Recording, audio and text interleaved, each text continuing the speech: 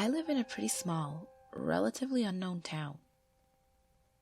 This is the internet, so I won't divulge too much information, but I will tell you it's in southern Wisconsin. I live on the corner of Lawn and Elm Street, and pretty near to my house is a stretch of road that most people call Mirror Avenue. Of course, it's not technically an avenue, it's just an extension of Lawn Street. And it's not the whole road, just the short stretch within the block adjacent to the one my house is on.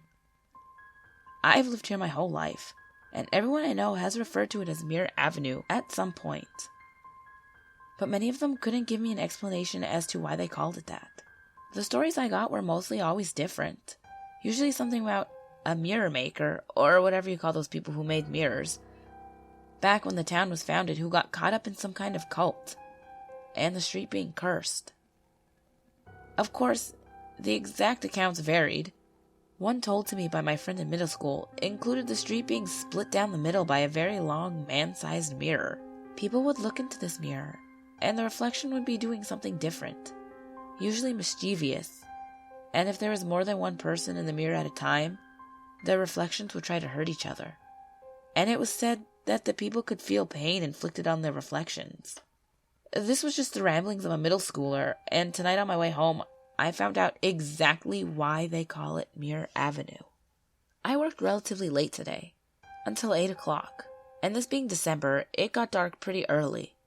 I got off at 8 and decided to walk home instead of calling one of my parents. Despite being 18, I never learned how to drive, for financial reasons and the fact that I lived in a town small enough where everything was within walking distance. I walk to and from work all the time, but I usually take Elm Street instead of Lawn. It's faster, but tonight I thought since I really didn't have to be home at any specific time, I would just take the longer way. This route would take me right down Lawn Street to Mirror Avenue, where I had the single most terrifying experience of my life. The walk home was pretty normal until I reached the point by the park where I would have normally diverged into Elm Street. I turned onto Lawn Street without even thinking about the whole mirror thing.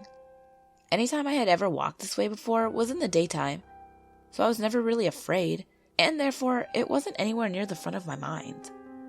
I was only walking for about a minute before I noticed, but there was someone walking on the other side of the street. I looked over as soon as I noticed, and they did the same. I couldn't tell for sure, but they were wearing the same coat that I had on. Only I couldn't see a face because they had their hood up. I walked for a few more seconds and almost tripped on the edge of an uneven piece of sidewalk. It was then that I noticed something strange. I guess I had thought more about the mirror thing before than I would have expected, but the guy on the other side of the street stumbled at the same time. I stood there for a second and then started to walk again, thinking maybe it was a fluke, but to test it, I stopped abruptly and watched to see what he did. Of course, he stopped, watching me the whole time I was watching him. Now, I was certain something was off. I yelled across the street at the guy. I didn't hear anything from him, even though he seemed to be making the same motions I was, as if he was yelling too. I stood there for about 5 minutes, waving my arms around and things like that, watching the man on the other side of the street as he mimicked me perfectly. Eventually, I decided to see what happened if I got closer. And so, I stepped out onto the street, and he did the same. I stopped, scared for a moment. I couldn't tell who it was because of the hood, and I wasn't sure what would happen if I got any closer. And the whole time he was silently copying me. Every aspect of my movement synced perfectly, as if he was just my reflection.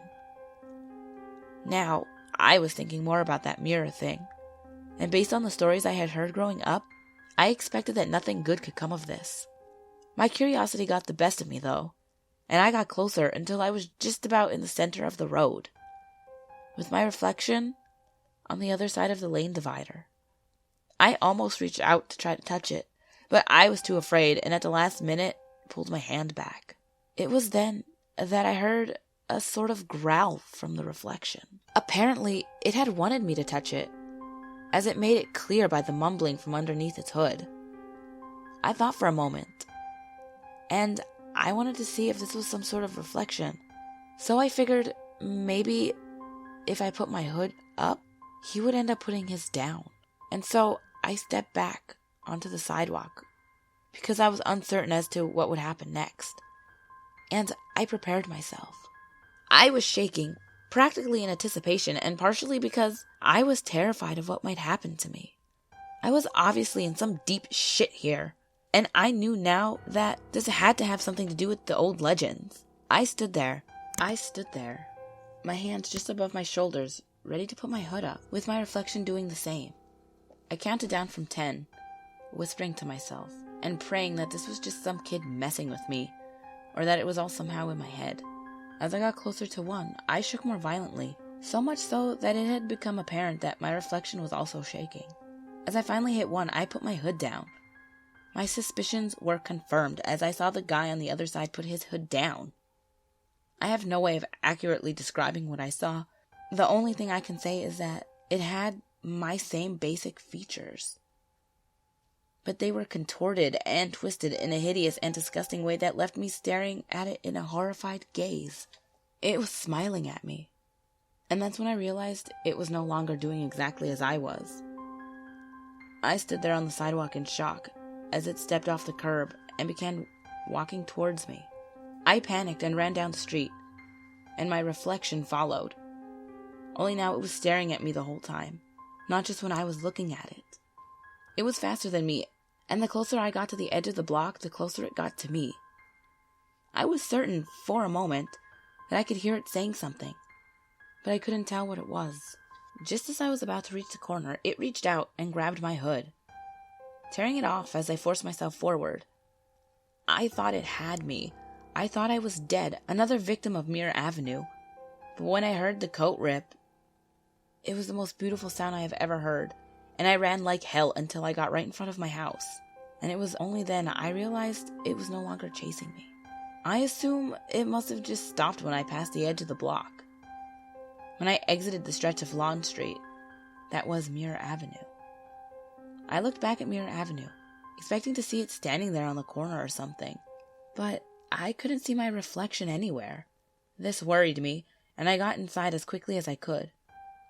My family wasn't home. They left a note saying that they had gone Christmas shopping and to call when I got home. First thing I did was lock all the doors and windows and close the curtains. And then I fetched my brother's old sword that he had bought at a Renaissance fair, just in case.